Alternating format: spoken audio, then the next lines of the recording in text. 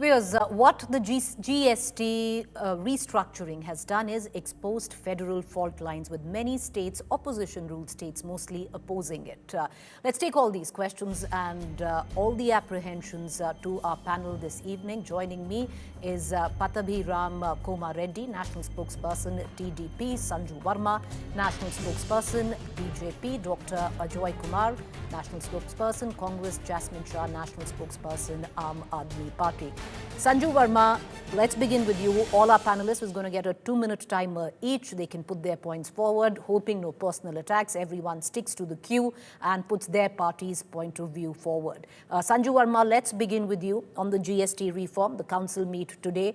Various labs seem to suggest that, the restructuring in somewhat way, cheer coming in for the Aam Aadmi, but the states have huge reservations on who will absorb the deficit.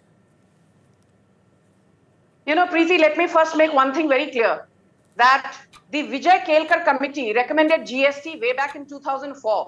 Between 2004 and 2014, for 10 long years, the Congress party was in power. It built flaky castles in the air, but it was not able to implement GST due to two nagging issues.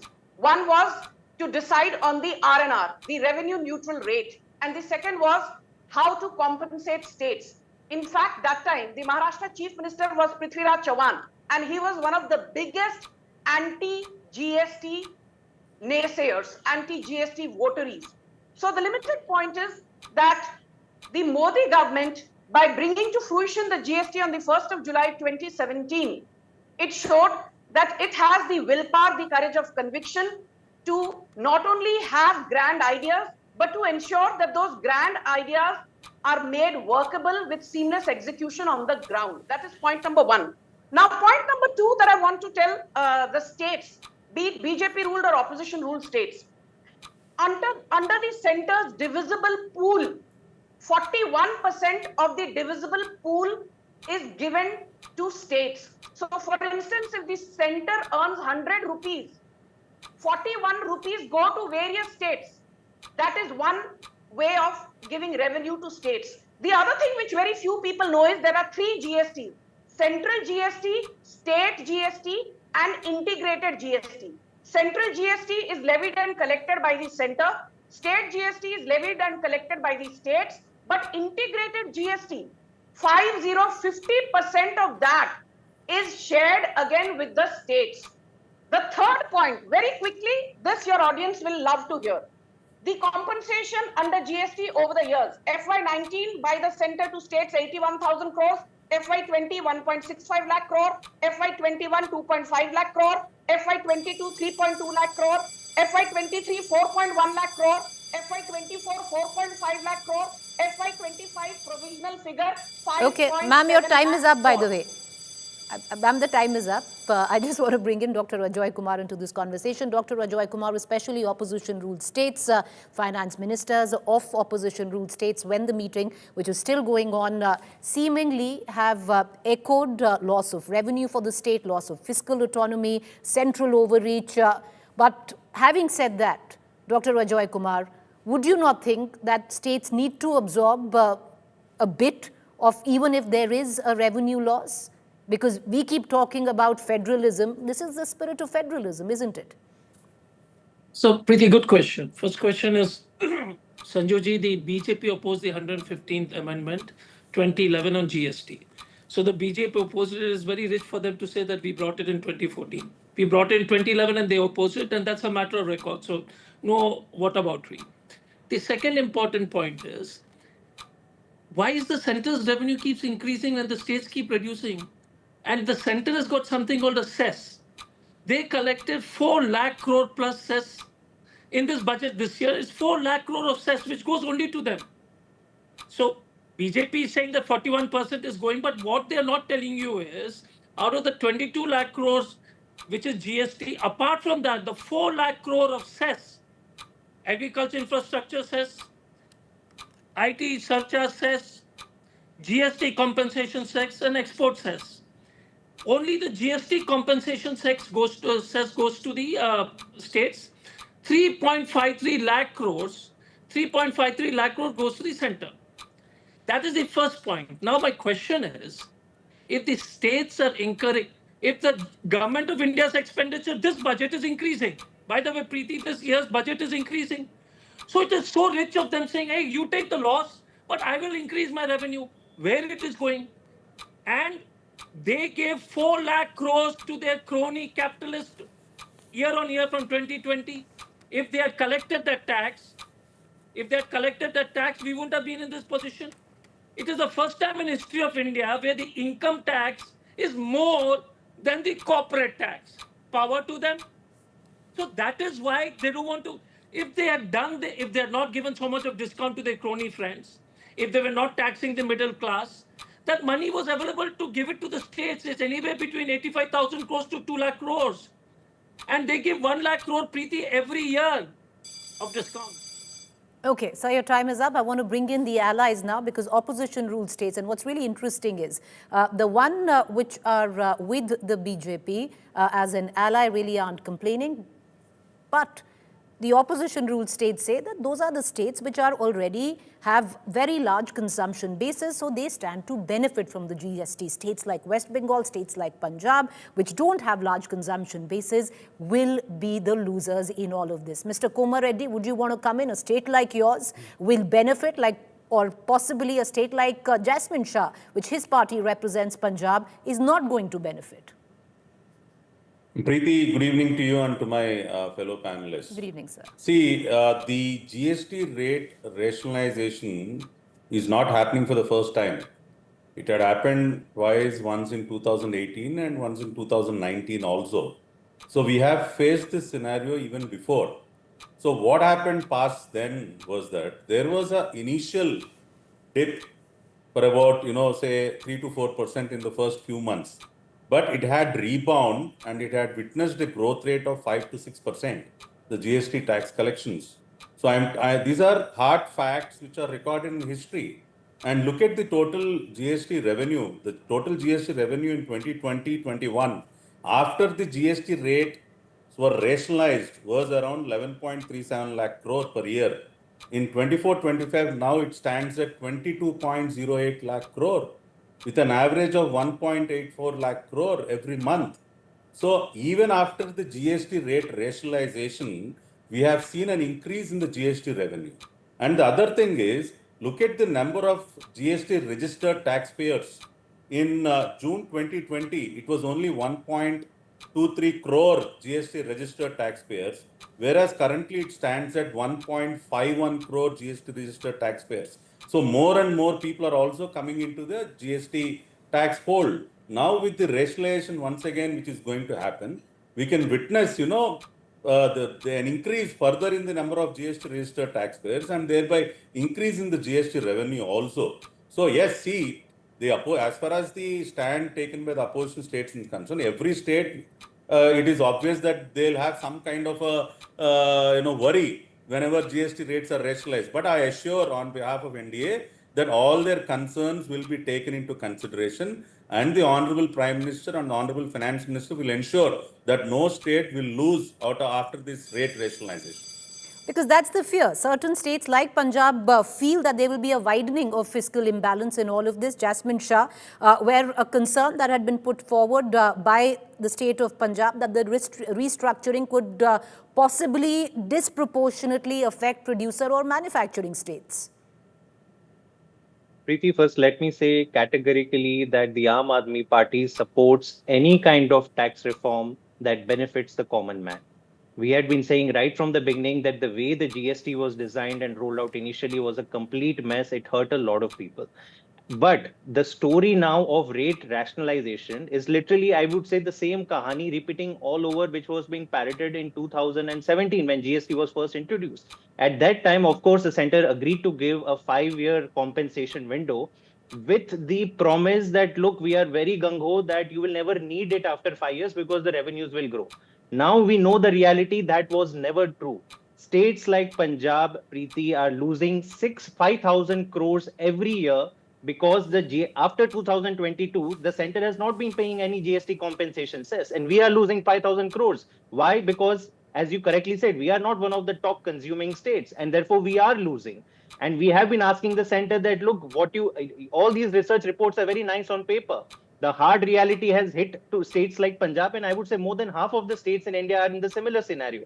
Today, again, we are being told that, look, everything will be hunky-dory, consumption will increase, and you will not need any compensation. If that is really center's projection, let them guarantee. We welcome anything for the common man. But when you talk about fiscal federalism, the center also has a fiduciary duty towards the states. You cannot throw the states in the gutter and say that you bear all the losses, while as the center, they have unlimited financial powers. They can introduce cesses, they can take as much of debt that they want to, they can take RBI's profits, they can do whatever to cover their losses. But states have no fiscal window available if you are going to. And by the way, the projection of the finance department of government of Punjab is that if as is, without any compensation, something like this is introduced, we will lose 20 to 30% of our GST revenues, amounting to 6,000 crores. We are not talking about 6 Okay. crores, Preeti. No, fair point. Okay, so the time is up, but this is the imbalance, the fiscal imbalance where certain states are concerned that are already in deficit. Sanju Verma, which is being spoken of, Jasmine Shah elucidated that this is against the spirit of federalism, will be the domination of the center, and the center once again adopting a top-down approach. I'm not getting personal here, but basic knowledge of economics is very important when you discuss a complicated tax, measure like GST.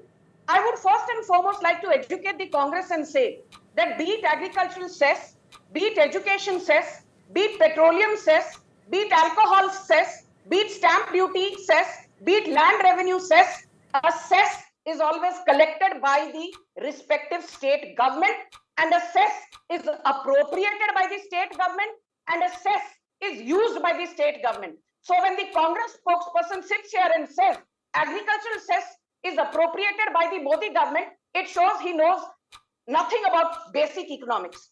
The second point I want to make, Jasmine Shah was right on one thing. When he said that after 2022, the compensation cess of GST stopped because it was supposed to be meant for 5 years from 2017 to 2022. But what he does not tell you, and this is there in the Finance Ministry archives, the states had assumed that between 2017 and 2022, they would be paid compensation cess overall to the tune of 6 lakh crore.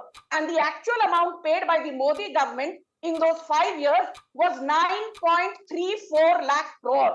3.34 lakh crore more than what the states themselves had estimated. The second point. The third point, Bhagwant Mann has ruined Punjab. The economy size is 8 lakh crore and the debt provisional is 4.35 lakh crore and counting, which means along with Tamil Nadu, Punjab is the most indebted state of India with a debt to GSDP of more than 54%. Kharcha kare Bhagwant Mann. 87 lakh is the bill of Arvind Kejriwal for traveling in Punjab government's official flights. You know, he's treating Punjab government's official planes like his own Wagoner. And you want more? Okay, ma'am, your time is up. Okay, Dr. Ajoy Kumar wants to come in and then I'll come back. Dr. Ajoy Kumar, you wanted to come in for a quick rebuttal. You've been shaking your head ever since Sanju Verma started with her submissions. Go ahead, sir. I will come to you, Jasmine Shah. Let's just go full circle. No, for the nonsense she's spewing. The central government says is what I said. It doesn't go to the states. No, please, Sanju Verma ji, I'm ready to take a bet on this for a lakh or so. The other issue is, look at the shamelessness Only for of a these lakh, people. by the way, Dr. Kumar. No, the central, it's all over the place. The Okay, central government says, I'm kidding, but just make your point, sir. We've held your clock. Go ahead. With an honest anchor, we can reduce it. But the issue is the important part, and I'll just make it quick. The important part is the cess can be collected only by the government of India. The states have no right to collect these kinds of income tax cess, GST cess. But the important part is all these cess is collected by government of India. This GST cess, which comes to around 2 lakh crore, has not been deposited. And the Comptroller and Accountant General of India has highlighted this. So this government is so shameless that first of all, they take the cess in the name of GST to pass on to the state. Then, let me complete, madam, you can counteract me. And the second part is they don't give it. The most important part, they are saying on debt, The government of India has got 175 lakh crore debt also. Are they managing it well? Issue is not the rationalization of GST, Preeti. We are supporting it. But if the states are losing income and you are increasing your income, and I would like the TDP gentleman, I appreciate it. Please ensure that there is no losses. If there is no losses, then we'll be supporting you. We are we are not fighting against rationalization. We are fighting against reduction in revenue, and the central government increases its revenue. We want, and that I want the TDP to guarantee, and they have nobody, neither, I don't think Jasmine or me or anyone is against rationalization of GST. But to say that it will not be a loss of income, sir, you're wrong, because there was a loss of income, and that's why you compensated, and they continue. All right, sir, time is up. I want to bring in the TDP counterpart, Mr. Kumar Reddy. Mr. Kumar Reddy, there's a point that Dr. Ajoy is making, and, let's hark back. The argument is clearly that there should be an attempt somewhere down the line to preserve fiscal autonomy, especially of states that are in deficit. States surrendered key tax powers to adopt GST. Further restructuring will only end up, harming them more, is what at least the layman argument of opposition ruled states is. Preeti, as I've mentioned in my opening statement, see, the point to be noted is with the current GST rate rationalization, what will happen? It will, simplify the tax returns. It will reduce complaints burdens, and it also, enhances voluntary complaints. So there are so many benefits, because right now we are only going to have 5 and 18% and a few items at 40. Instead of 4, we're going to have 2. It will simplify a lot of things. It will improve voluntary, tax compliance, and thereby, as we have seen in the past, when rate rationalization happened, the GST revenues will increase over a period of time. So the opposition states, I would like to appeal to them that they need not worry too much about this. The center had always tried to ensure that the states get their rightful share of the tax revenue, and the Honorable Prime Minister truly believes in the federal spirit. So on behalf of Telugu Desam Party, we are very confident, that the present rate rationalization will not in any way affect the states in a long run.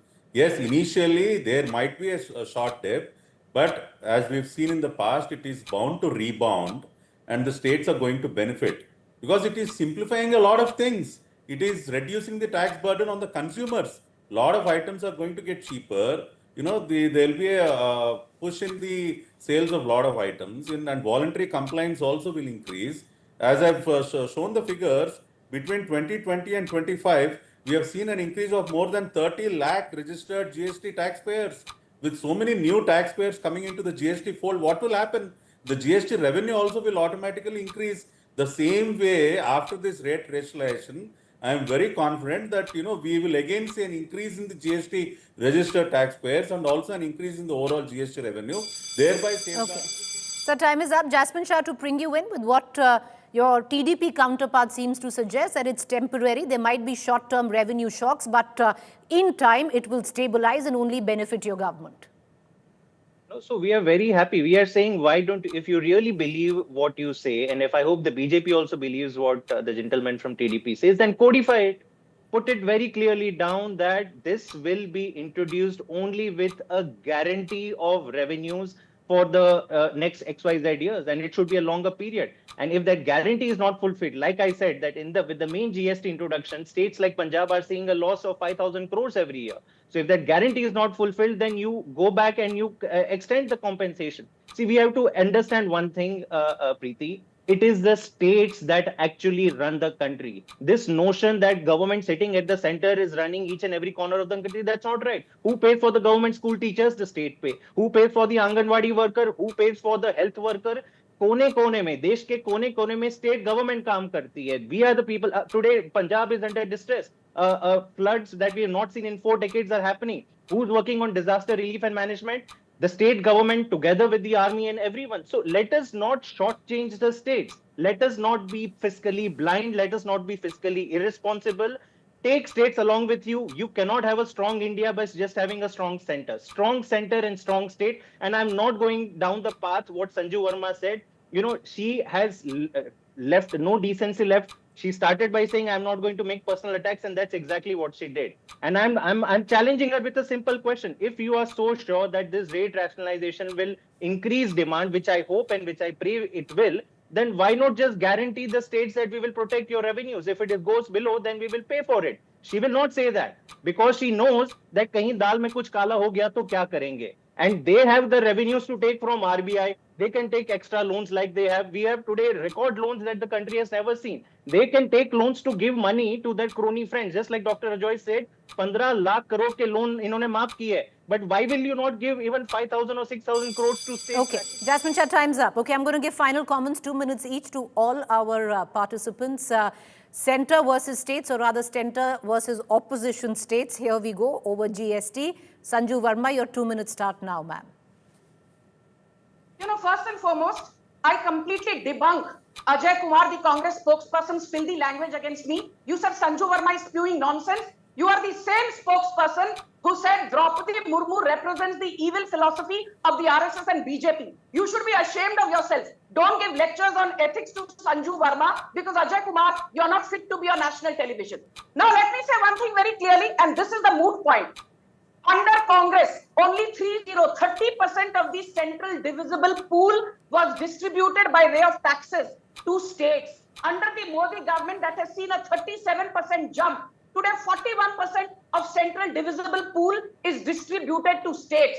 I repeat, apart from compensation cess, apart from compensation cess, apart from money via central divisible pool, there is something called a RDG, Revenue Deficit Grant, of more than 10,000 crore, which is paid every month to different states based on their needs.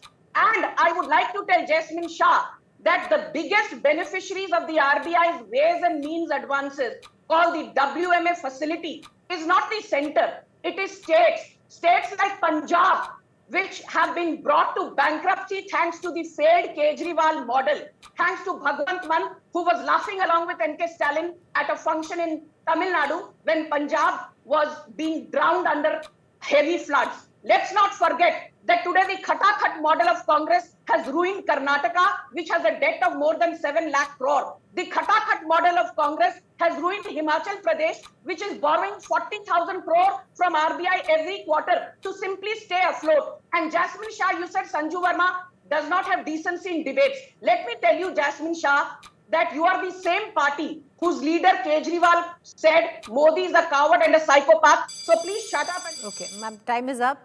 Faders go down automatically. All right, I'm going to cut across to Dr. Ajoy Kumar. Once again, a reminder, 2 minutes time. Use it to attack your panelist or put your party's point of view forward. Dr. Kumar, go ahead, sir. I would like to Sir, serve her a notice. Go ahead, I would like to serve her a notice because she keeps lying on Draupadi Murmu. So she already got a notice from one spokesperson. She'll get the second, and she'll have to apologize like the way she did in Supreme Court. The conversation is most uncouth. But let's imagine, I refuse to speak to a person like that, and Jasmine was correct.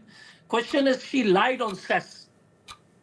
That budget, central government budget says 4 lakh crores is collected on central government cess. And she came on TV and lied. First point. So let her first apologize for lying and saying that we don't know economics. Second, the most important thing is that the government of India has got 175 lakh crore debt. Modi is giving Beti Ladli Bank scheme. Nothing to be spoken that they don't have money in Maharashtra. But you think you're a great khatakat kind of statements they make. Important part is crony capitalists got 16 lakh crore loan maafi. Every year 90,000 crores of corporate tax has been reduced. And then you want to deny Jharkhand 2,000 crores, Punjab 7,000 crores. Look at the shamelessness of this whole guys. So my question to you, Preeti, is if you look at them, and she said, I'm saying that the government of India has not transferred the central GST cess. And this is a CAG report, but they will not accept it. The TDP spokesperson has at least got grace. And I accept that what he says that we will try to work towards it. But the Bharatiya Janata Party who is supposed to drive this, look at the kind of language the spokesperson uses against another panelist, always lying. No, Preeti, I want to bring it on, and And I promise you that she'll get the second notice for continuously talking, spewing venom. I take great umbrage on him commenting on Jasmine or anybody else also. We are panelists. You please show us with dignity. No, Sanju Verma, you will speak to us with dignity like the way we speak to you. We refuse to take your nonsense on TV. The most important, learn from the TDP spokesperson. The important part is you have been exposed across India, not knowing. Sir, time is out. Like I said, once again, use this time to attack each other or use it to put your party's point of view forward. I want to cut across to the TDP spokesperson, Mr. Kumar Reddy, sir. Your final 2 minutes start now. See, Preeti, I would like to just remind to all the viewers that the introduction of GST witnessed a rare political consensus in the country. True. When the then Finance Minister Arun Jaitley stood up in Parliament introducing the GST bill, we have witnessed, Manmohan Singh ji, and others standing up and, clapping for it. So that is how the entire story had started. It started with a rare political consensus and everyone was aboard. And after that also, the Honorable Prime Minister always tried to continue that tradition. You see the formation of the GST Council. GST Council has a representation from every state. Here the central government is not taking unilateral decisions. A platform was created where each and every state was given an opportunity to express their concerns. A platform was created to discuss and debate. So that itself shows the commitment of the NDA government to, take everyone on board. So we will continue that tradition even now. Even now, there is an opportunity. We are debating. We are not, fighting with each other. Yes, the opposition states have raised certain concerns. If my finance minister and the honorable prime minister will definitely try to address them in the GST Council, and we will take a unanimous decision with the true federal spirit, as we have been doing from the day it was introduced. That is what I want to convey, and where we on behalf of TDP, we are very confident on the leadership of the Honorable Prime Minister that he will definitely continue this tradition and will take everyone on board before taking any kind of decision as far as GST reforms are concerned. All right. Jasmine Shah, do come in. You have Harpal Chima, Finance Minister, Punjab, who is in that GST Council meeting as we speak. Put your points forward. It's an inclusive process. Ultimately, we have to understand that the entire idea or the promise of GST lied in federal mutual gain and mutual accommodation, and it cannot happen if there is a trust deficit or trust gap. Center can be saying something, but it cannot mean something else. And if Sanju Verma's behavior on this show is anything to go by, it will raise questions, I would say, in every person that, BJP is out here only to badmouth opposition states rather than say that, look, let's work together and let's give relief to the common man, but we'll ensure that school teachers' salaries are paid, the Anganwadi workers' salaries are paid on time. Your behavior, Sanju Verma, on this show does not inspire any confidence that BJP is out here to set things right rather than, to really harm the opposition states.